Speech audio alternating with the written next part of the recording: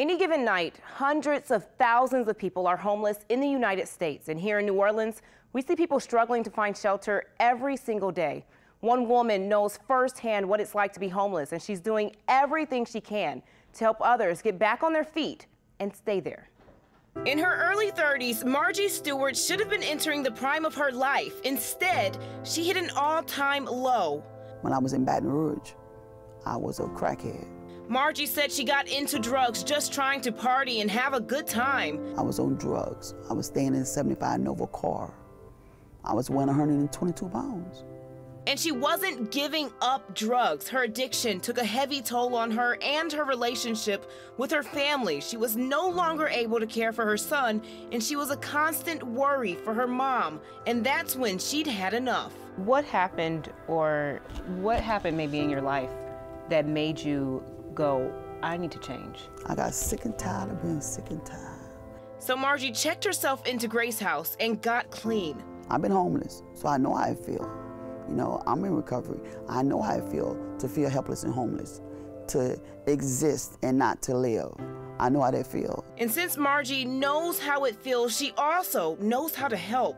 After she finished the program at Grace House, she was hired there. But she didn't stop there. She also worked at Lindy's Place and Hotel Hope. Both are nonprofits dedicated to getting the homeless back on their feet. It's a feeling that you get when you help somebody. 24 years later, she's still at it, now working as a case manager for the Transitional Aftercare Program at the New Orleans Women and Children's Shelter.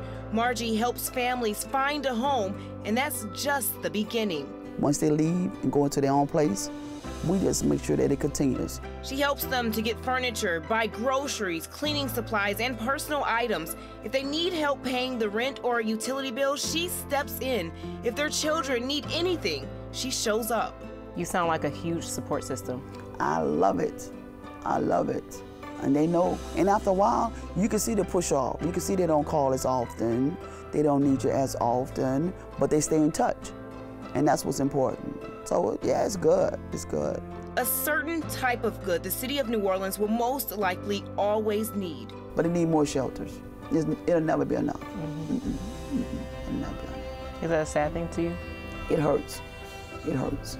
Life's still gonna come at people. And a lot of people are just one check away from being homeless.